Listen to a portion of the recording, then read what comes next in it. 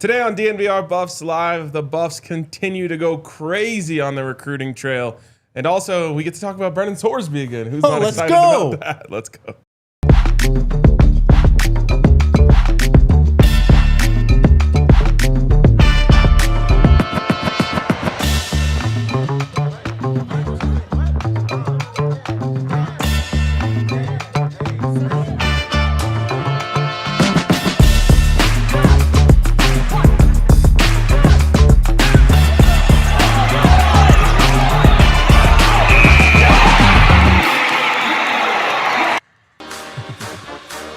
Foundation. Let's go. Squad. Coming to you live from the Toyota Lounge, driven by your front range Toyota stores. It is time for DNVR Buffs Live after another very, very successful recruiting weekend for Coach Prime and the Buffs. 3 commits, including an SEC flip. Gentlemen, how are we feeling?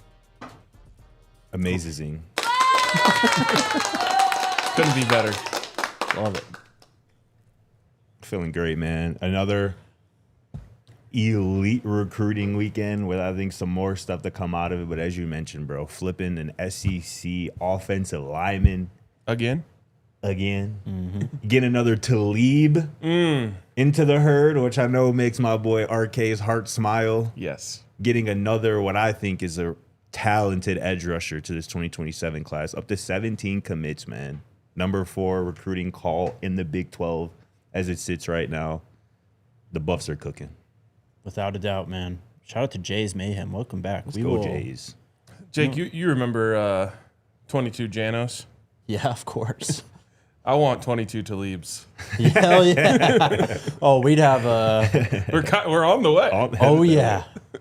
We're 50% better than we were last show. Yeah. I swear. We have 22 Talibs. We are, every game is just a cage match. And yes, that's what I want. Shout out to Jays. Jays, we will answer all your questions at the end of this show. Oh, so we get hot and you're all of a sudden back, Jace? All of a sudden you heat up on the recruiting trail. Now you want to come back?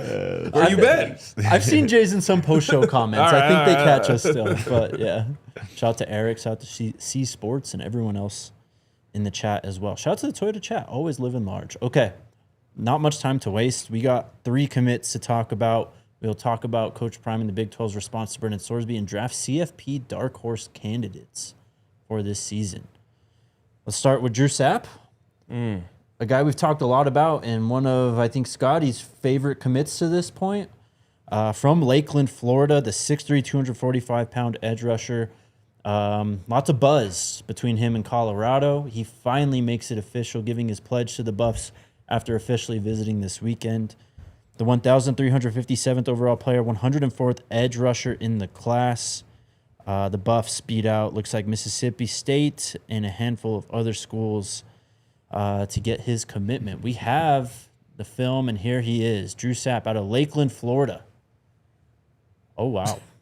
Scotty, I'm going to let you cook a little bit here because you were early on the Sapp train. I sure was, man. This was somebody earlier this year, I think, when Drew Sapp first got on Colorado's radar, was when I quickly grew an affinity for this young man's game. And I actually just spoke to Drew Sapp yesterday, right after his commitment. We had a really good conversation. It was dope to talk to him and, you know, pick his brain a little bit. But you see just the talent coming off on screen right now. This is a physical, violent football player, right? We've heard the word violence a lot this offseason from Chris Marvon and that from his defenders. And that is what Drew Sapp embodies, man. He said that, you know, when he talked to Coach Prime on his visit, they sat down for about an hour, and Drew said that he asked Coach Prime, what sets me apart from everybody else's film that you watched?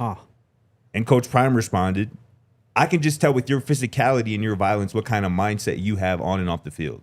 That's what I'm looking for. I'm looking for a leader, and that's what I see you doing here at Colorado. This is somebody who, as a freshman at Lakeland and people, my Florida people in the chat can confirm, Lakeland is one of those programs. Yep. Freshmen don't play on varsity at Lakeland. But when he finished up 8th grade, the summer going into his freshman year, he kind of asked the varsity coaches to work out with varsity. So this man was doing 3-a-days as a high school freshman. Oh, my God. Working out with varsity at 5 a.m., doing JV afterwards hours later. When varsity added night lifts later in the summer, he was at that too. And this is somebody as a junior last year. We were watching his junior highlights here. 28 tackles for loss, 13 and a half sacks. He just has and is built with that kind of underdog mentality. Like nobody's going to outwork him. Nobody's going to have a faster motor than him. And you can just see why this coaching staff really loves all the intangibles, all the physical attributes that Drew Sapp has, man. 6'3", 250 pounds. It's a really good player. One of my favorite commits so far in this class. I mean, the tape speaks for itself, I think. You mentioned the motor and how relentless he is, and that's exactly what's showing up. I mean, he's defeating blocks. He's running sideline to sideline. He's chasing plays even, after he gets around the tackle, maybe the rush seems over. The play's never ending with this guy. Look at him. He's just chasing them all over the field. Yeah. And as you mentioned, Lakeland is one of those programs, man. I mean, obviously we know it very much from the Cormani McLean saga and everything, but this is one of the best programs in Florida at the highest level out there. And Drew Sapp, what you mentioned, kind of coming in and just being a workhorse for them. It's translated to the field so far, and you know how it is at Colorado. If you're going to kind of just come in and work, this staff is going to want you, and chances are you're going to make an impact as a leader or a player on the field too. This was one I think of this weekend's visitors. This is the one I wanted the most, and he was the first one, right? Oh yeah. Yep. Beautiful thing. Got the party started. He goes, my mentality and my effort is unmatched against anybody. He goes, that's something I constantly bring to the table. Nobody can teach me effort and my mindset. And this was maybe the coolest part about my conversation with Drew. And I think just kind of speaks to how mature this young man is. And I'll get to more of the maturity in a little bit here. But Drew said that he talked to a couple of Colorado players, new Colorado players who transferred this offseason from blue chip, Power 4, big programs. And he said he talked to them because he wanted to know why those guys would transfer from those type of schools to Colorado. And he goes, at these other schools, you have your coaches, but you don't build relationships with them. They're your coaches, and that's all they are. At Colorado, they build a connection with you, and that's your family, man. He said that he really, really bonded with George Hilo this weekend. Nice. Hilo picked him up at the airport, drove him everywhere this weekend. Drew wrote a first-person story in a local publication down there in Florida, kind of explaining his commitment, which I think also speaks to his maturity. It was really well written. I encourage you guys to go check that out. But he wrote in there about how Johnny Mack on an in-house visit last month, spent, an hour outside hooping with Drew and his little brother. And those are the type of things we say it all the time. I say it all the time, man. Recruiting is a relationship business. And this recruiting staff has mastered that. And I think that is the biggest reason why we're seeing 17 commits already in this class and plenty more to come. These kids really feel that Boulder is a family atmosphere. And that is how you get an impressive class even after a season where you only win 3 games, because some kids don't really care about that. They think that was them. Right. I'm different. We gonna be different. But if they feel that family, atmosphere, that culture, that is what gets guys like this to believe in what you're building as a program. So, shout out to Drew Sapp. Shout out to Coach Johnny Mack there, who was Drew Sapp's primary recruiter throughout his recruitment.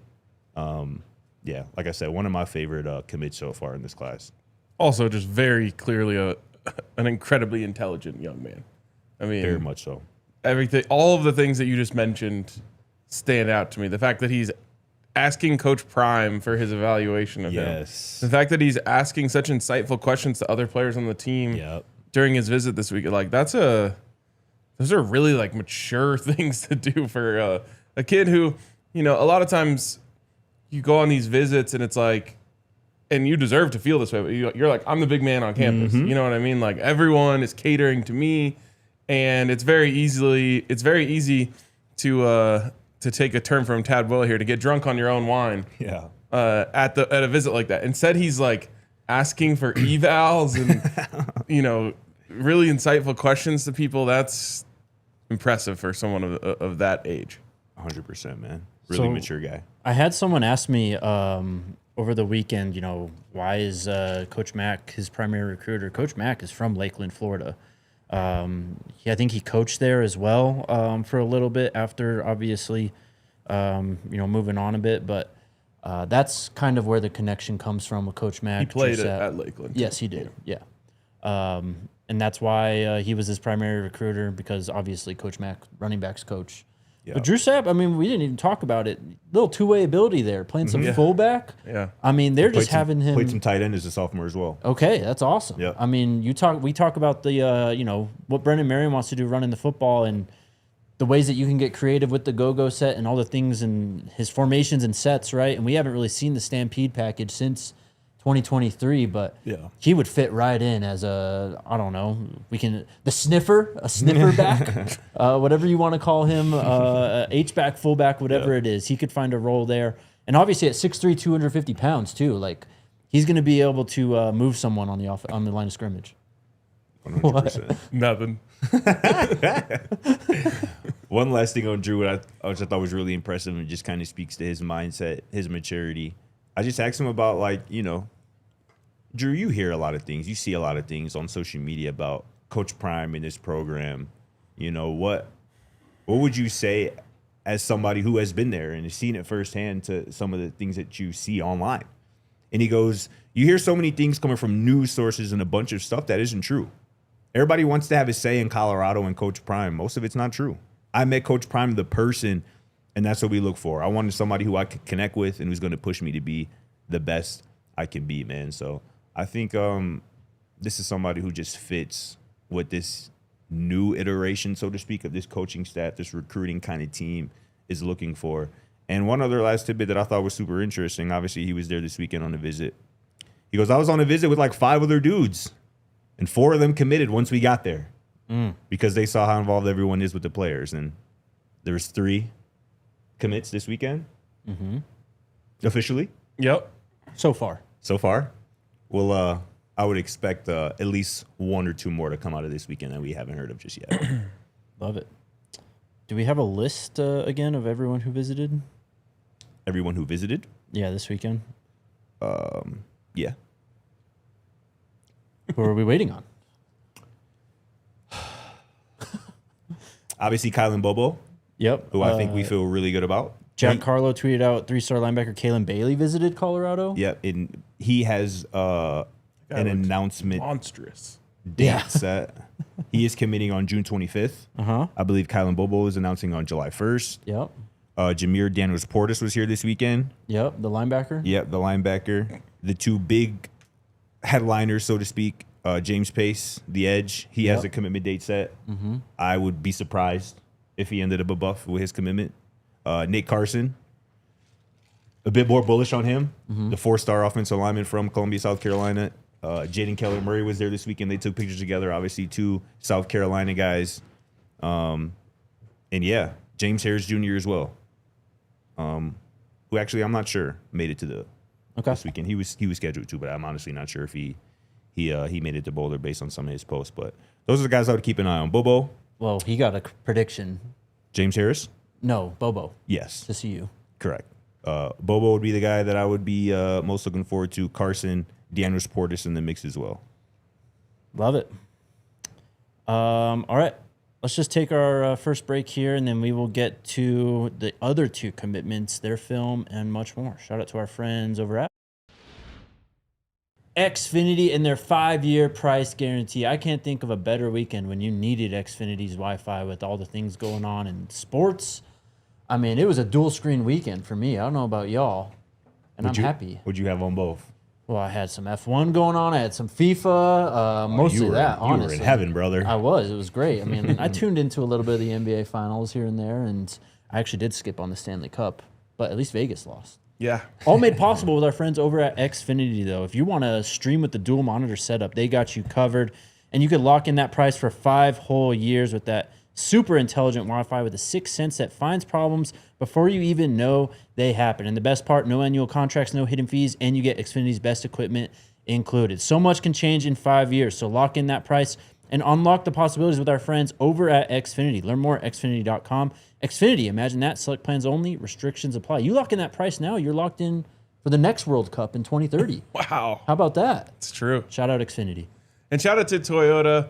Had a little boys' weekend this last weekend. Went golfing up in Estes and had to drive the new Toyota up there. And how'd she do? She did great, and everyone just had to make a comment of how great she looked. So if you want your car to get you compliments, you got to get a Toyota. You got to get a 2026 Land Cruiser specifically, or you can check out that new 2026 4Runner, which is pretty great as well. But yeah, first time kind of, I guess, pushing her to the test a little bit. And as all Toyotas always do, of course, Landy lived up to it. So get over to a Front Range Toyota store at a location near you and get yourself a sweet new Toyota. AutoNation Toyota, Arapahoe and Centennial, Corin Toyota in Boulder, Groove Toyota in Littleton, Mountain States Toyota in Denver, Stevenson Toyota East Aurora, and Stevenson Toyota West in Lakewood. Toyota is a proud partner of Colorado Athletics and the official vehicle of DNVR. Let's go places. All right, back on the show. Let's get to the big flip. Coderro McDaniel from Ole Miss, or committed to Ole Miss, ends up flipping to Colorado. How about this? 6'5", 325 pounds. Okay. I mean, I got him at 6'7". Rivals got him at 6'7". All right, we'll take that then. Rivals got him at 6'7". I think in his bio as well, he's got 6'7", about 325. So that's what I'm going to go with. Brookhaven High School in Brookhaven, Mississippi, the 584th overall player, the 53rd ranked offensive tackle, so a high-ranking 3-star. Was committed to Ole Miss for quite a while, going back to, last April? 2026? Or no. Yeah, 2020. So just a few months ago, actually. Sorry. Okay. He ends up flipping to Colorado after officially visiting this weekend. 247. No, he was out here a handful of weeks ago. Yeah, so he was here June 5th weekend. Plays on both sides of the line as well. We got the film. Also, track and field is something he also competed in. He threw the discus and the shot put. And here he is. So what, your second offensive tackle in this class, I believe? Yes, I believe so as well. Yes, Lamarcus the other one. And you mentioned kind of his track experience as well. This is a 2-time state champion in the shot put. This is also a power lifter. So this is a big human, a large human, to use the phrase that gifted Brendan one at that. likes. Exactly what? Exactly that, bro. That is bad intentions. This is God, he's got two there. What is going on in this tape? Nasty fella right here for sure, man. I actually talked to Coderro as well yesterday, right after his commitment. And as you mentioned, Jake, from Mississippi, Gunnar White. Yep. Gunnar White is a big reason why Coderro McDaniel flipped from Ole Miss to Colorado. Obviously, Gunnar White, a Mississippi guy. Coderro McDaniel, a Mississippi guy. He said that connection with Coach Gunnar, specifically Coach Dre, Coach Gerard as well. He goes, we just have that relationship. He says Coach Prime kept it real as well. He said they just made it feel like home. He has a good connection with everybody up there. So this is a road grader, man. A large human who is only going to get bigger, only going to get more polished. He said when he was on his visit a couple weeks ago, Coach Gunnar actually helped him with his stance and with a couple of drills that he's going to bring back to Mississippi to teach the young guys how to do. So, again, with these connections, this staff, making it feel like home, man, making it feel like family, it's the biggest difference. This is a big, mean, violent traffic cone, honestly. I mean, watch some of these rushes and these edges. They are running like 10 yards into the backfield to try and get around Coderro McDaniel here. Obviously, the nastiness, but he can really kind of move for that size as well. You hear 325, you might get concerned. It's maybe more baby fat, if you want to put it that way. This guy is an athlete. See, that's interesting, bro, because you said people might hear 325 and think that maybe that's too big or maybe baby fat. But like on the other hand, if somebody hears 295, they're gonna be like, "Oh, that's too small. Tiny. He can't play at this level." So what are we really doing here, bro? People go nitpick whatever. Yeah. I think that's elite size. That's what you're looking for. This kid was committed to Ole Miss for a reason. You look at his offer list; he has that offer list of Power 4 SEC schools for a reason. Well, yeah, and I mean, it all comes down to just how you fit into that frame. Right. If someone's 295, but you can see that they have a lot, more kind of frame to add weight to. Right. Okay, that's good. If someone's 325 and they look like this, you're not saying, oh, he's got to come in and lose weight. Like, there's just a certain frame for the weight that you need to carry to be successful at this level and beyond. Definitely. And if you 6'7", which is he's listed at looks least on like it in that Rivals, film. Exactly. If you're too far, below 325, I'm a bit worried. You know what I'm saying? Yep. So Egypt with a goal. Uh-oh. Oh, no way. Wow. Mm-hmm. Oh, this is Belgium, by the way. Yes, it is. Okay. Oh, I thought it was Germany. Yeah. I bet you they Common resent mistake. that. I said I bet you they resent that. Yes, so this is your 1, 2, 3, fourth offensive line commit. Fifth, actually, I think. You got 5. You got Coderro McDaniel, LaMarcus Jones, Zaquan Linton, Jaden Lindsay, and the guy we'll get to in a little bit. But 3 of those 5, you got 2 former Ole Miss commits. You got a former Miami commit. There it is right there. There's the 5, and we'll get to Jayin Talib here in a little bit. It's a good group. And Colorado is also currently the only Big 12 program with 5 offensive line commits in the 2027 class. Crazy. You mentioned it, Scotty, but shout out to Gunnar White, man. Cooking. Yeah. He is the king of Mississippi. For sure. King of the sip. As Brendan Marion tweeted out, I just sent you that tweet, Dion. I don't know if you want to pull it up or not, but it's pretty funny. The fact that Brendan Marion tweeted this out. But look, going back to last year when Gunnar was promoted, there was some rumblings that, this is just Coach Prime promoting his friends type thing. Gunnar White has absolutely proved his worth the last year plus. I think you saw the best offensive line play of the Coach Prime era last year, right? The recruiting is on fire. You've recruited an entire offensive line this recruiting cycle now. And, of course, Mississippi kind of being the common thread, or not the common thread with all of them, but with a lot of them. With the top 2 guys. Exactly. It's been imperative to this football team and their success in recruiting the trenches. Remember how critical people were the first couple of years? Like, these commits are great, but where's the trench commits? Well, you can field a whole offensive line with the commits that you have from this class.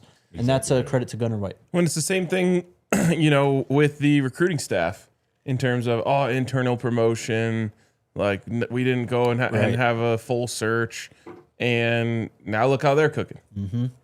So, yeah, sometimes you have to be patient and see how things actually work out before passing judgment on it. And the top 2 offensive linemen are Mississippi guys. Look at him. Shout out to Gunnar White. Can't get a sip, Coach Marion says. Coderro McDaniel from Mississippi, LaMarcus Jones from Mississippi. And according to 24/7 Sports, LaMarcus Jones is the highest rated recruit overall, regardless of position, in this 2027 haul for Colorado as well. So Coach Gunnar White, man, he doing the damn thing. Yes, he is. And he got another one in Jayin Talib. This tape is fun, too. Interior offensive lineman. He plays center mostly at Allen High School in Allen, Texas. Mm-hmm. How about that? Mm-hmm. That's a big-time program. He's completely unranked as a recruit. He's got offers from Texas Tech, Memphis. NC State, Memphis, among some G5 schools. So another guy, obviously the Talib connection paid off here. Watch this tape, though. Playing center mostly. He is moving folks. Violent intentions as well. He moves really well. And a good anchor here showing up in pass protection. This is a guy who I'd imagine profiles the center at the next level as well. Again, he's only listed at I think 275 is what he's listed. 275, yeah. Yeah, but he's getting downhill. He's an athlete as well at that position. Boogie. So yeah. I love that, man. And now you've got 2 guys here committed in this 2027 class, Talib and Jaden Lindsay, who are recruited kind of to play center. Mm-hmm. So you've got some center options. Obviously losing Demetrius Hunter after this 2026 football season.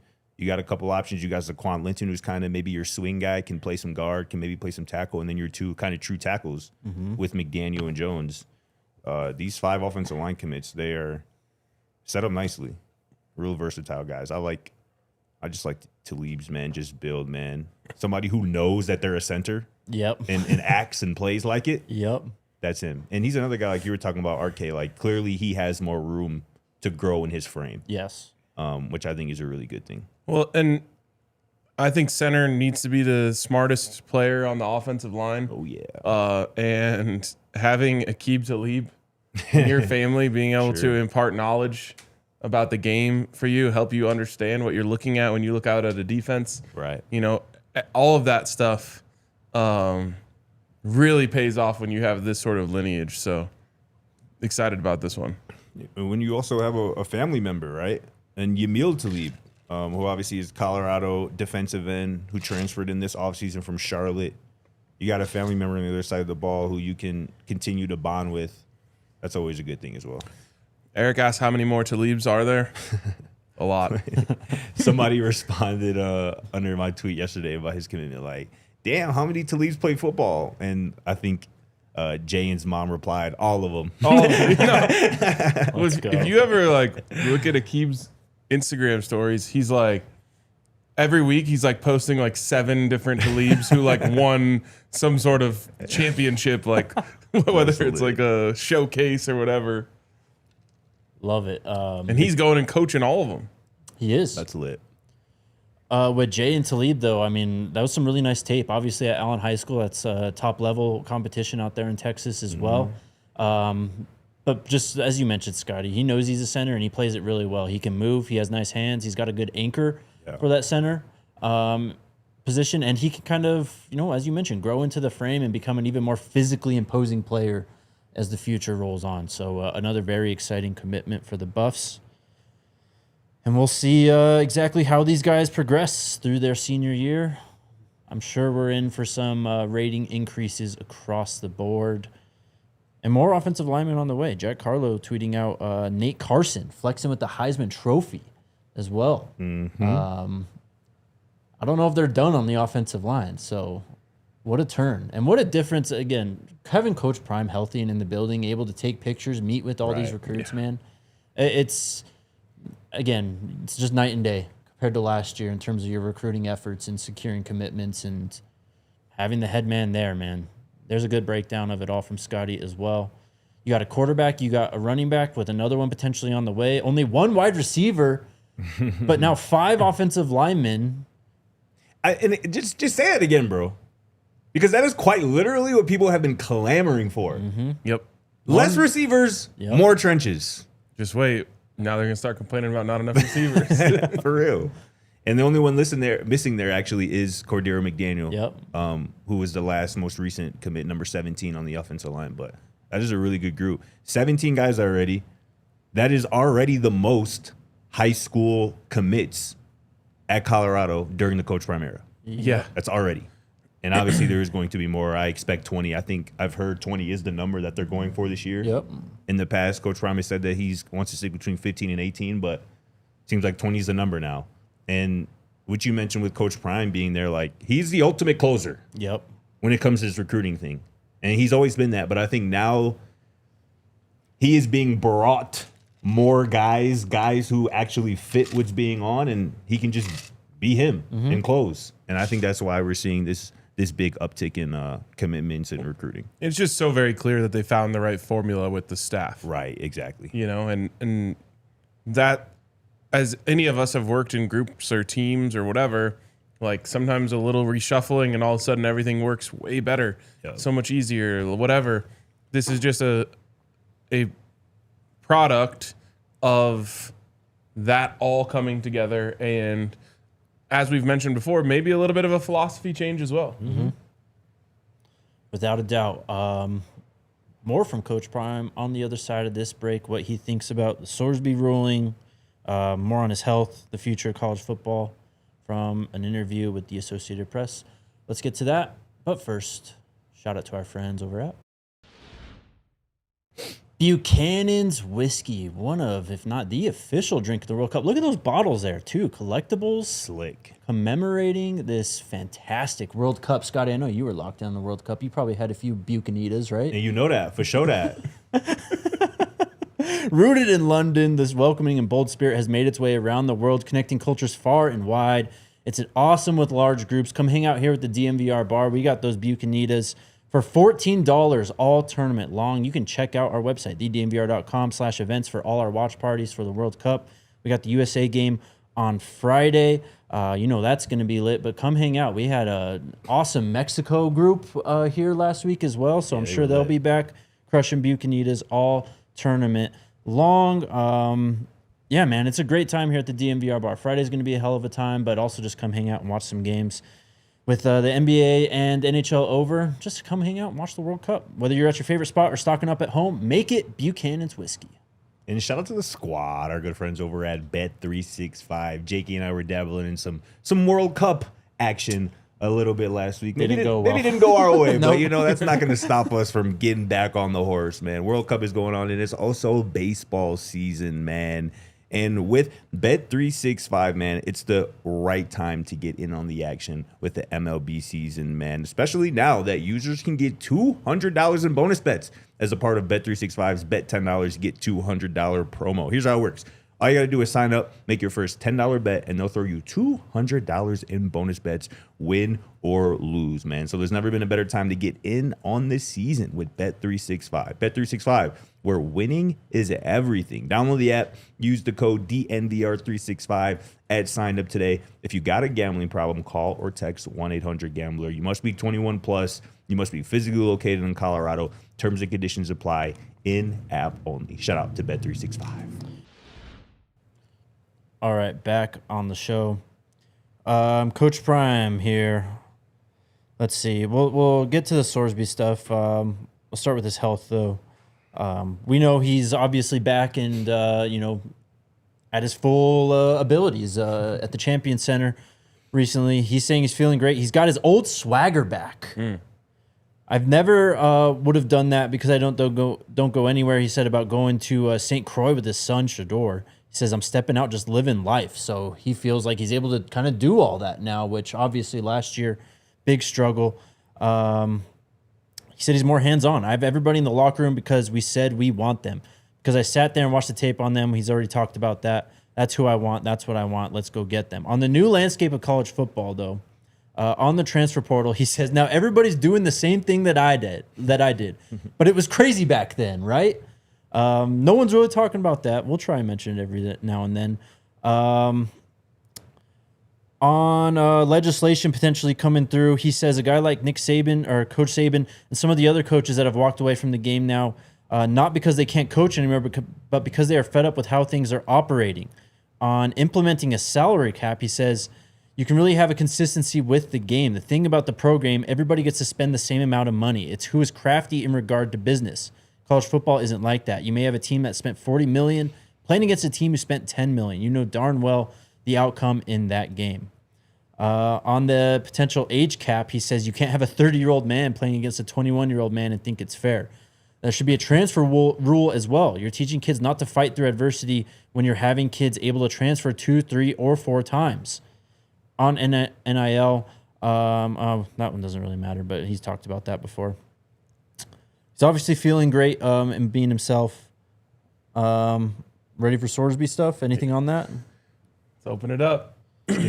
So, Coach Prime, I'm Brendan Sorsby. He goes, somebody's gambling on a sport they're playing? You don't think there's something wrong with that? Just say that to yourself. This guy on my team is gambling on the sport in the competition that we're about to go out there and have. Something is wrong with that.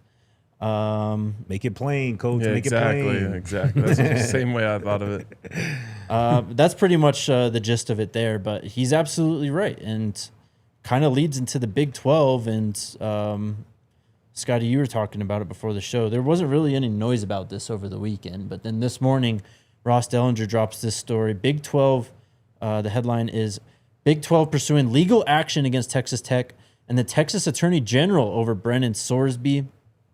The conference filed a 47-page complaint against Tech, the Texas Attorney General, the system's chancellor, the school president, and athletic director in seeking declaratory judgment and a preliminary injunction to be able to enforce its bylaws. Can you simplify this for me? I drank a lot of beers this weekend. Basically, they're kind of, I think there's talk about elevating this to like a higher court authority as well. They went to the Texas Attorney General. I think Kansas and Oklahoma as well has jumped into this saying we will help basically the Big 12 and the NCAA enact the rules that are already in place. Yes. Because Texas Tech is clearly trying to circumvent them and like neutralize the AC or the NCAA's actual ruling and rules. which is, I think, where a lot of the uproar is coming from because the NCAA ruled him ineligible. Yes. And Texas Tech decided to obviously go get the injunction, which is just like skirting around that ruling. But so this is what's going on is we're basically trying to just reinstitute the power that the Big 12 and the NCAA have in this. The Big 12 is asking to be able to enforce their own rules. Yes. Pretty much. If Brendan Sorsby plays. And what they're asking for is kind of what I mentioned last week, if you remember. Like, what I think the Big 12 is going to really only end up doing, potentially, is just reducing Texas Tech's, like, revenue share distribution. Like, just hitting their pockets. And that's also what came out of here today. It goes, if a vote were to occur, some of the potential sanctions the board could consider under the bylaws include monetary sanctions and or a ban on competing in the Big 12 championship game, which... That's the one I want. I guess. But also, if they go... Just say for sake of the argument, I don't think they're going to do this, but say they go 11-1, 12-0. They're going to make the playoff.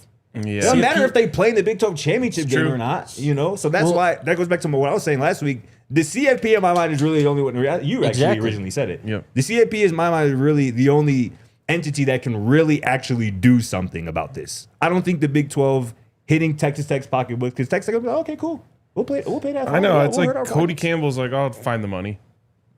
And we know he will. Here it is under my couch. And we know he will. And then just banning them for paying in the Big 12 championship game, they're like, all right, if we just handle our business the regular season, we're going to be where we want to be, which is the playoff anyway.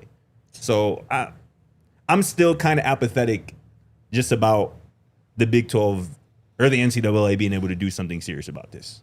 Well, that's why this is so important. And I think that they're trying to like expedite this too. They mentioned that because of Texas Tech's appeal being scheduled for February after the season would already be played, they're basically saying, well, that's obviously not timely. So let's get this case done in a timely fashion that could potentially even allow Brendan Sorsby, if he wanted to I think there's still some complications with this, but to declare for the supplemental draft if he really wanted to get this thing done. And again, that deadline is, I believe, Monday, the 22nd, so a week from today for him to declare for that. And I don't think it's going to happen then. I did see they were trying to get like a date set in the next 14 days. Yes. And then a decision in the next month. Was that it? So the Big 12 filed that complaint that Jake's talking about. And then after that, the NCAA filed an emergency motion for expedited appeal. So the request for a court date in no later than 14 days and a final decision by August 28th, which is week 1, pretty much before the season. Yes. Which, good on them. They're trying to get this thing expedited. They're trying to do something. I just don't know if it's going to actually work or amount to anything. But again, if it's never been more clear, this is literally a 99.9% versus 0.01% type of case, right? Or 0.1% type of case. Exactly. And I saw somebody brought it up too today. I kind of agree with it. They were like, for the Big 12 now, your mark to, with this new complaint, to really be going after Texas Tech for this season means their biggest moneymaker, means that the other 15 schools are putting the screws to him. Like, we not doing this. Absolutely. But eventually common sense has to prevail. Eventually. You would hope, bro. Yeah.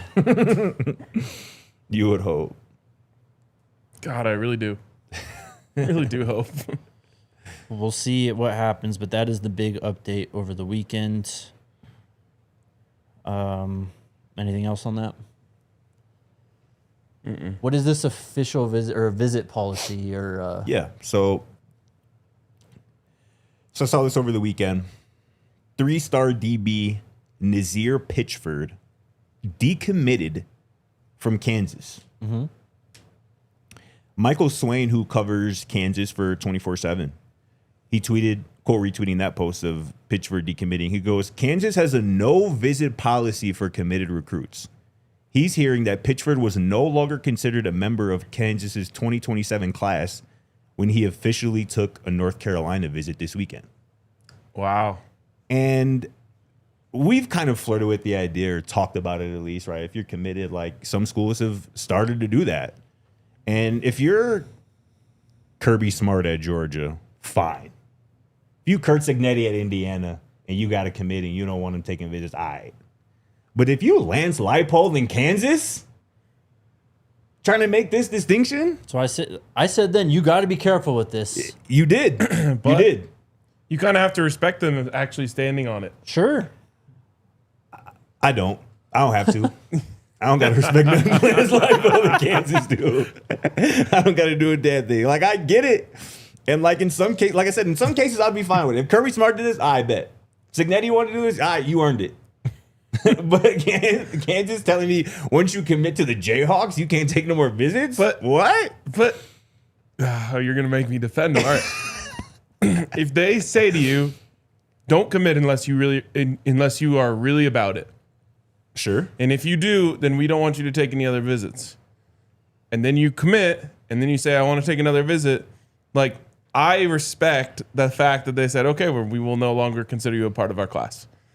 Like, to me, what would have been worse is if they had that instituted, and then he took the other visit, and they're like, well, it was kind of a loose rule. You know, we actually really like this guy. We don't want to lose him. Like, I get it. I think now the other guys that are committed will say, okay, they're serious about that. Message received. Yeah. I just think it's going to do more harm than good to a program. Well, and like I hope that. it does.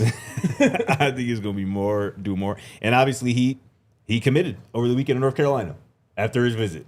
Because that's when these guys want to go on more OVs, they're basically saying my recruitment's not shut down anyway. So yeah, I kind of give them credit for standing by it, but also, I mean, I guess it's a headache they're just not going to deal with then, right? Like, we only want guys who are completely locked down. If you want to go flirt and take other visits, then by all means, you know what, go for it. You're just not going to be a part of our class. So, and it puts you in a bad position as a school if you get these late, signing day flips because you wanted to take 3 edges. You got your 3 edges, and then one of them flips, at the very end of the recruiting class.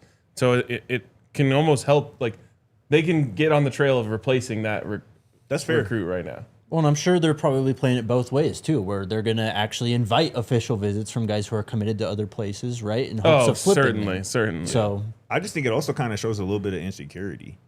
Like, if you got a kid committed and you're scared that if they go somewhere else, they're going to, like, if you're really confident in what you got, all right, go check it out. Check it out. That's how Colorado sees it. Exactly. If you like it more, God bless you. Yeah. But if you still like it here, then bet. Then we rocking and rolling.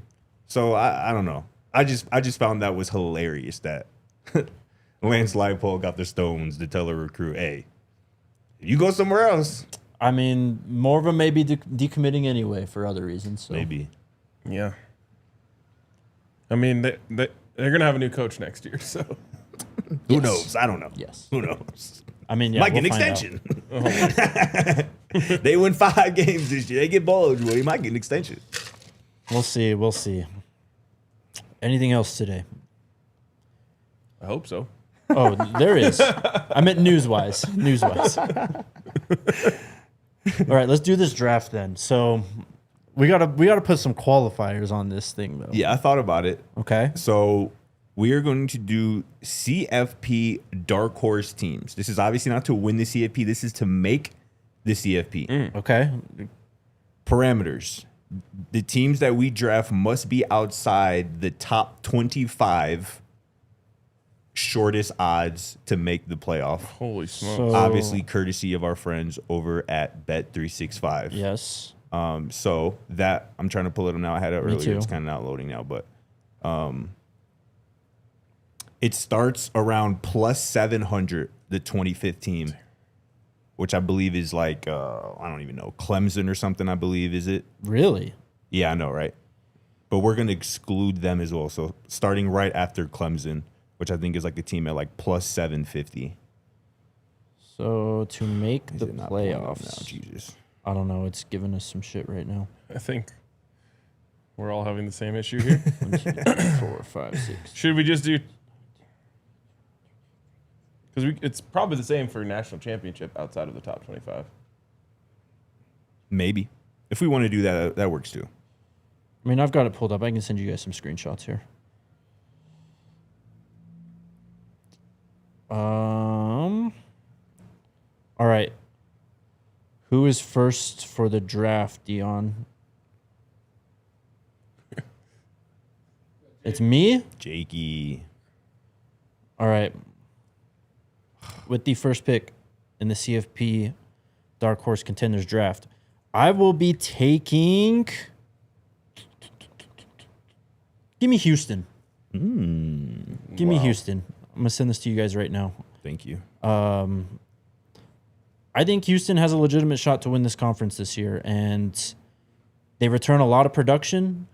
They've got a veteran quarterback, and I don't know. I think if they just make the Big 12 title game, there's a chance that they become an at-large selection if it's against a Texas Tech, right, theoretically, or I don't know, an 11-1 BYU. I'll take a Houston at where are they at here? Plus 1,000. Yes. Yeah. So yeah, pretty much is after Clemson is all count as dark horses. I don't even see that. And then also too, like I feel like we should get extra points for shorter odds. Like if you have enough room to put like Houston plus 1,000 on that. If you don't have enough room, that's fine. But I feel like we should get more. You know what I'm saying? Mm-hmm.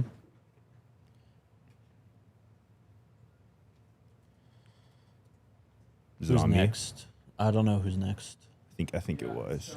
But all right, let me get trying to find them on here. Yeah, there they are. All right, give me. Again, this is just to make the CFP. Mm-hmm. Give me Virginia Tech. They had a big flip today. Right, from Notre Dame. Yes, exactly right. 4-star. Linebacker, I believe. James Franklin, right? Coming up from Penn State. Took Penn State from a very dark place. I actually really like this pick from you. Thank you.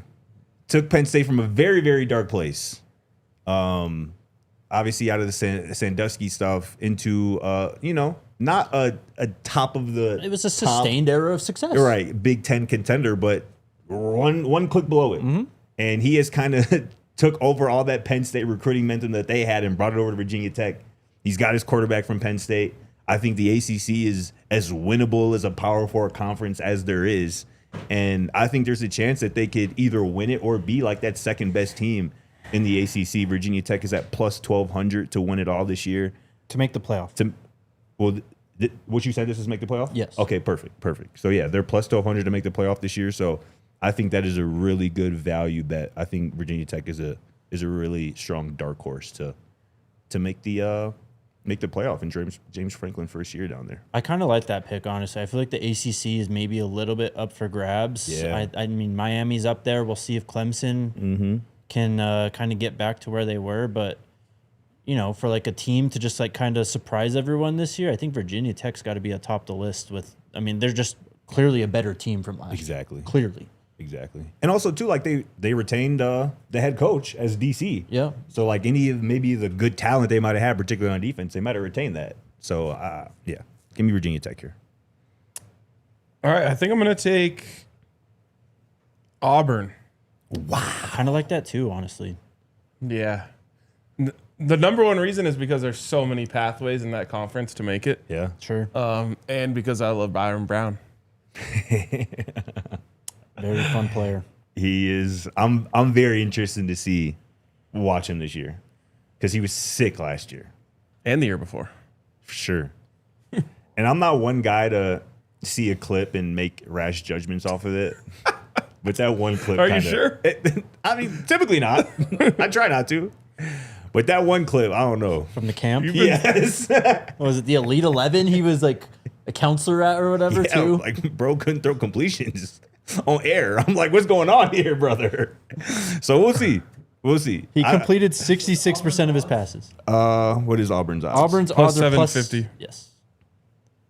Completed 66% of his passes last year. Sure, yeah. We'll see. I like the coach. I like Golish. And I think if he didn't believe that Brown could do it at this level, I don't think he would have brought him with him. Agreed. So, Agreed. You got another one, RK. I think I'm going to take South Carolina. that's a good I one. like that. Yep. Thank I you. would have probably went here. Another quarterback that I love. When he's on, man, he is one of the best watches in the sport. Yep. They might have the freakiest player in college football this year as well, in Dylan Stewart. Oh, he's An absolute game record. unbelievable. Unreal. Do Unbelievable. they still have Nick Harbor? Yep, he came back. Wow. Yeah. He might also be the freakiest player. He might be. He can catch the football. Yeah. Okay. Wait, did you pick another one? Yeah, he just went Auburn Oh, and that's- South Carolina. Okay, yeah. South Carolina's plus 800, Dion. Scotty. It's back on me, eh? All right. Give me Cal at 2,000. Wow. Cal at plus 2,000. Tosh Lupoi believer. Tosh Lupoi, another. I mean, this is one of my favorite quarterbacks in college football. JKS, just unreal arm talent. I think they got the coach now in Lupoi. You remember the story about how when he was hired, he literally flew down there to Hawaii, right after his opening press conference to make sure that JKS was going to stay locked in with Cal. They were really fun last year, and I just don't think they had particularly enough on defense to be a complete team. I think that's exactly what Lupoi is going to bring. He was a DC at Oregon, correct? Yes. So I think that is going to be a perfect match, kind of a defensive head coach and a quarterback who you can kind of just give the reins to. They're going to have weapons offensively, so kind of taking another shot at, a new ACC champion. Interesting. All right. I'm up. Yep. Let me take Virginia. At plus 850, they competed for the ACC title last year in kind of a weird title game, but I kind of like just what they were doing offensively. Tony Elliott, a longtime coordinator who, I don't know, maybe entered the year kind of anonymously, maybe on the hot seat at Virginia, and I think he's really emerged as a really good coach. They bring in Bo Pribula as their starting quarterback from Mizzou. He's got some wheels. A very experienced player, a bit of a dual threat. I mean, he's got to take better care of the football, but we've seen these guys. I mean, these are the guys that college football is about, right? The guys who just spend 4 or 5 years in college football, and that last year they end up playing their best football. Yep. So I'll take Bo Pribula and the Virginia Cavaliers with my first pick at plus 850. Nice. And then I will also take... I'm going to stay in the Big 12 after taking Houston first. I'm going to take ASU plus 1,600. Kenny Dillingham's done it before with a team that hasn't been... wasn't receiving any hype. Yep. Again, I'm a fan of him, and I think that there's just a really high floor with this team, and you beat Texas Tech last year. Obviously, Jordan Tyson, Sam Leavitt, big factors in those games, but I think that they're going to be able to replenish some of that talent and maybe a bit underrated on the defensive side of the football too. So I can see that. ASU is plus 1,600. They're going to be one of the most well-coached teams in the conference. Again, no doubt. All comes down to Boley. Got to be one of the most fascinating players to watch, I think, in the conference this year. For sure. I'm going to stay in that conference, in the Big 12. Give me Oklahoma State. Plus 1,800. I don't think I got to say too much here. Believe in the coach, believe in the quarterback, believe in the skill positions. If they... Can they play defense? I don't know. That's the question that we all want to know the answer to. But I'll tell you what, if they hang tough or somehow miraculously beat Oregon early in the year, watch out. Watch out. Okay. Plus 1,800 on the Cowboys there, Dion. RK, back-to-back. I'm going to stay in the conference. Let's go. Do it. Give me the Colorado Buffaloes. It's been long enough. It has been long enough. And the Colorado Buffaloes are listed at plus 8,000, which is a juicy number in my opinion. Same odds as Maryland and Syracuse. Yeah. And behind Northwestern, who we play. Behind Cincinnati, bro. They're going to learn. It makes no sense. They're going to learn. I have another one here. I'm out of teams that I respect. I'll take NC State. Is CJ Bailey back? Plus 1,600. Yes, I think so. I think so. Yes, he is. I like that pick then. He balled out in 2025. Mm-hmm. He's fun.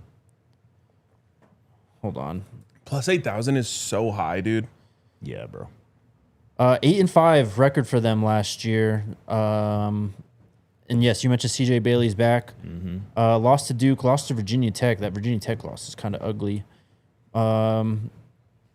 Yeah, I mean, they weren't really competing at the top tier, but they can make that jump. I mean, you get one of the more dynamic quarterbacks, one of the more underrated quarterbacks in the country, actually, back. Definitely. So Colorado and NC State. Scotty, you are up. It's on me or yeah? Yep. Say less. Oh, perfect. I'm going to stay in the Big 12 again. You're going to take my pick. Give me the Arizona Wildcats. Okay, never mind. At plus 1,300. Veteran quarterback, and in my opinion, an elite defensive coordinator who gets his team to his unit to force turnovers and mayhem and chaos on the defensive side of the ball. I think last year was really impressive what Brett Brennan was able to do in year 2 as head coach there. I think they're going to build on that. So give me Arizona as a dark horse to make the playoff this year. Love it. Who are you going to get there in the other Big 12? I'm picking Kansas State here. Okay. At plus 750. Again, I really liked what Colin liked. I loved what Colin Klein did at Texas A&M last year. I mean, he had 2 dogs at wide receiver. Marcel Reed kind of up and down. He had a stable of backs. The talent is going to be obviously less than what it was at A&M, but again, if there's a guy who knows how to make it work with a mobile quarterback in terms of just running the football with them, it's Colin Klein, and Avery Johnson's going to be a fun player to do that with. Yeah. For my last pick, I will be taking. You know what? I'll just take the team that we kind of did the cutoff at. I'll take Clemson. I thought we said Clemson was not available. Clemson's not available? Then I'll take Iowa as the cutoff team. You know what it is with Iowa. Defensive football, special teams. They're going to make you earn every yard. They're going to force turnovers. They're probably going to score on defense. Plus 725. Who is their quarterback? I am learning right now. I think this might be the first team where, in my opinion, they have a 0% chance of making the playoff. Whoa. I don't know about 0. And again, this is my opinion. People might disagree because there might be a couple other teams that we have drafted that have 0%. But they could get 3rd place in the Big Ten. They went 9-4 and finished 17th in the final AP poll. What do you mean 0? And what was that finish in the Big Ten? That was. What a shot! Was that earlier? Yeah. They went 6-3 in the conference. I don't have the conference standings up right here. Their quarterback is going to be Mark Gronowski, it sounds like. Same guy as last year. Same guys last year who came from South Dakota. There's room for improvement. We'll say that. I feel like he's kind of a dog though. When he runs, he ran for 16 touchdowns. Yeah, what he does. Yeah. The passing stats are underwhelming, but he had a total of 26 touchdowns. So I'll take that. Yeah. Actually, 27. He caught one. There you go. Look at them dialing it up.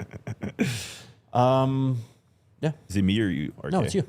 My last pick here, I just had it. Who am I? Oh, I'm just gonna go with another ACC team. Give me Pitt. I had them up. Who they got? Pitt at plus 900.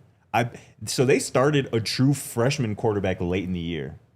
Oh, yes, right. Who kind of came on really nicely. Like the last 4 or 5 games of the regular, he played pretty poorly in the bowl game, but the last 4 or 5 games of the regular season, he looked really promising. I believe he's back, and that's just Heinzschiel. Yep. Heinzschiel. Yep. So yeah, I think that's just again worth a shot in a wide open ACC. Or is Holstein your guy? And real quickly, if you're watching us on television, we're headed to overtime, so go finish the show with us at thednvr.com. All right, last pick here. Yep. I kind of feel pretty good about this, other than the fact that I normally don't bet on quarterbacks this young, but I'll take Vanderbilt. I thought about it too. Yep. I just think they're really well coached. And I think Jared Kirsch is going to be good, bro. I don't know how good, how soon, but he's going to be nice. That's my number one hesitation. Right. They were really good defensively last year. Exactly. I mean, that's the thing is I just think it's not like Pavia was good. Mm-hmm. But he wasn't one of those guys that was like carrying the team week in, week out. Yeah. In my opinion. Okay. I thought that he was a fun, good quarterback on a otherwise good team. I hear you. No, they were so impressive in the front seven, in my opinion. I think that's why they were as good as they were. They were able to kind of just hold up against the other SEC teams in the trench play. Yeah. Vandy is plus 1,300 for Yes. Vandy. all right. There you go. There's the boards. Someone's got to save it. Yes. Yep. Send that to me, Dion. I'll save it. So RK's got the longest shot with Colorado at plus 8,000. You got the next longest with Cal. Looks Yeah. like.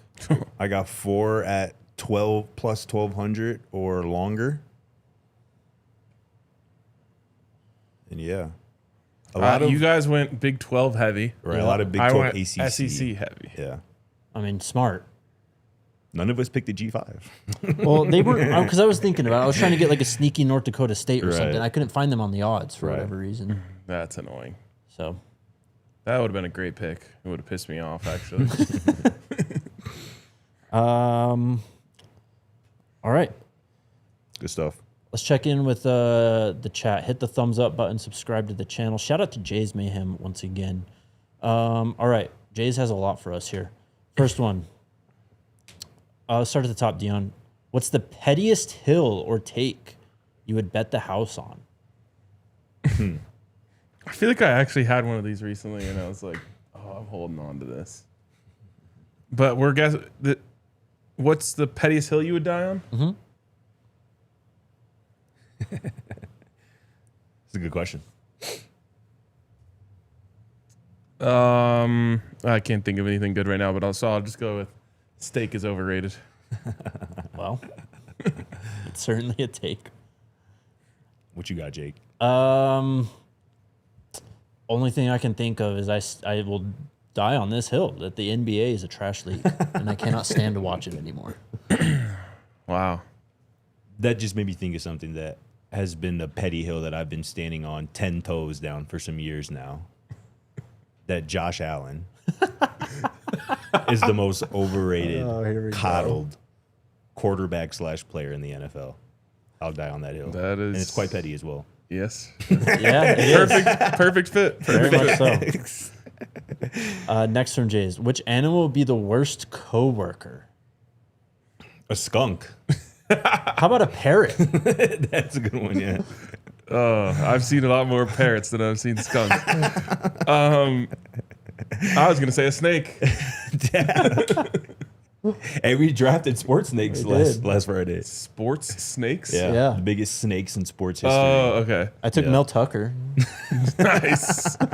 I was thinking like Jake the Snake Plumber. Nah, No, Like no, the no, Black Mamba. Probably could have applied. We probably could have. Right? Sure. Could have went. Ooh, Black Diamondbacks. Mamba would have actually been Black a Mamba would've crazy been sick, pick in yeah, that. for sure. Dang. Good thing you weren't in that draft. Next one. If you went off the grid for 48 hours, where would you three think the other was at or doing? Oh my Kind of a god. wild question. Well, okay. He's easy because he's at a golf course somewhere or on a beach. I basically did that this weekend. Exactly. That's what I'm saying. It's easy. Yeah. Golf course would be where I was. You watching some random sport, I'll take that, or are you on duty? bro. You do performing your duties. Holy Lord. I was thinking more along the lines like you're somewhere in New Mexico. Oh, bro. Bro, I read iguana with it. Shout out Red Iguana. I'll be back there for the 4th. Scotty is Sick. he's sick. I mean, that's not terrible. Not a terrible answer. Wherever he is, he's not feeling well. Fact, if I'm off the grid, I'm probably just not feeling well, bro. No, Scotty off the grid. He's just, I don't know. He's turning up somewhere in downtown Highlands or Lodo. I don't know where he's going, but he's out there turning up, having a good old time. Tried a pretty good Italian restaurant in Cherry Creek this weekend for the first time. North Italia? Yeah. What'd You like get? it? Been there? That hits. Yep. Pretty fire, yeah. I had it you the first get? time. Some lasagna. Okay. Fire. Some limoncello as well to sip on. There's a couple good ones over there. There's another one called Quality Italian that's really good in that area. Last one from Jay's. What show or movie did you watch and regretted wasting your time? What a question. I did see the Michael movie recently. I wouldn't say that I regretted watching it, but at the end of it, it did kind of feel like left a bit to be desired. Can't remember. I think I watched a movie a long time ago called Bicentennial Man. Yeah? It's like 3 hours long. It's one of those things where it's just like, well, I started it, now I have to finish it. A show doesn't come to mind. I saw that movie Backrooms recently. I know that movie's kind of got some haters. I quite enjoyed it. I did watch a movie on HBO a couple months ago called Killing of a Sacred Deer. Wow. Have you heard of that? No. It's a crazy movie. But it's basically like what's the word?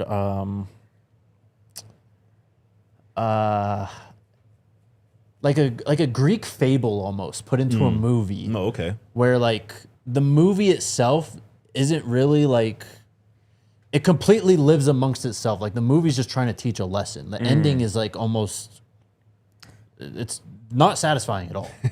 I watched a series recently, and it was called We Were Liars. And I actually truly enjoyed the entire series. But the ending was so unsettling and shocking that I was like, I think I wish I never watched that. Like, it messed me up. What's it called? We Were Liars. We Were Liars. And I was, it was just it was such a crazy twist that I was just like, I wish I never watch had it that now. twist in my life. You should watch. I mean, if you like psychological thriller, like that type of stuff, twists, you should watch it. I watched Memento for the first time a couple weeks ago. Okay. You ever seen that? No. Dope movie from the 90s. I don't know, some Brad Pitt looking guys like starring in it. But it's basically a movie that is like, it's not time travel, but it's like, say time is like a loop, right? So like there's one end like on both sides. Like it's super clever how they show it. Like the past is in black and white and like the present is in color. Okay. And so it's like constantly switching between those two timelines. And so again, it's like this loop and you're moving this way and the end is like the midpoint of the story. So like you learn what happens to actually make it all like work. It was sick. That's a lot of thinking. Yeah. I don't think you're doing a bad job of explaining it. I'm just doing a bad job of understanding you. Hey, thank you, Lamar. I didn't. Lamar, Jake. Look, I think about it every night right before I'm about to go to bed. I'm like, it's too late to start. See, that's why I don't like people making promises. No, to me, I will. That's why I don't like people making I will promises. do bro. it tonight. You can't take their promises. You will get a full report tomorrow Bro, on the show. stop telling me that, bro. No, I promise. Right? I promise. I don't believe you, folks. Just tell me when it's done, bro. I don't want to hear about it before, bro. I want to hear about when it's done. Real quick, Memento is it's a Christopher Nolan film. First off, Okay, yeah. the Brad Pitt looking guy, his name is Guy Pearce. Never heard of him. Neither have I, but You don't look nothing like Brad. no, Pitt, he's like in the 90s. He's like got this tan suit okay, on sure, constantly I can see and it. stuff. I can see it. I don't know. It was a cool movie. Yeah, I feel scorned, Lamar. I don't like being lied to, misled, none of that. I Chat. agree with you, brother. This isn't just about Scotty and Dion. I promise you, chat. I will watch Facts. Friday tonight. Full report at the end of the show tomorrow. Promise. This is bad if you don't do it, bro. Bro, he did this to me. I'm like, bro, just don't promise. He's like, no, I'm going to do it this I've weekend. seen This this was like in 2 the weeks movies, ago. you know, it's like, I promise I'll be at your dance recital. I'm not going to work through it again. Dad doesn't show up. For real. Girl's crying. Don't do it, Jake. Don't do it to the people. In the movie, Lamar, he looks like Brad Pitt-ish. He's got like highlight, like blonde tip highlights in his hair and stuff. Like, Hey, they both said he looks nothing like Brad Pitt. well, it's very of its time. Like in the 90s, that's what he looked like. I might be off tomorrow though, so maybe next show is all when you get your movie report. I might get my hopes up again. You just better text us about it. I gotta get my car worked on. What can I say? All right. No, I'm saying when you do watch it, we need a text confirming it so that we can share with the people tomorrow that you did watch it tonight. Okay. Sounds good. You all have that to look forward to tomorrow. We'll be back same time, same place. See you then. Let's go Buffs. We all silly like the mayor.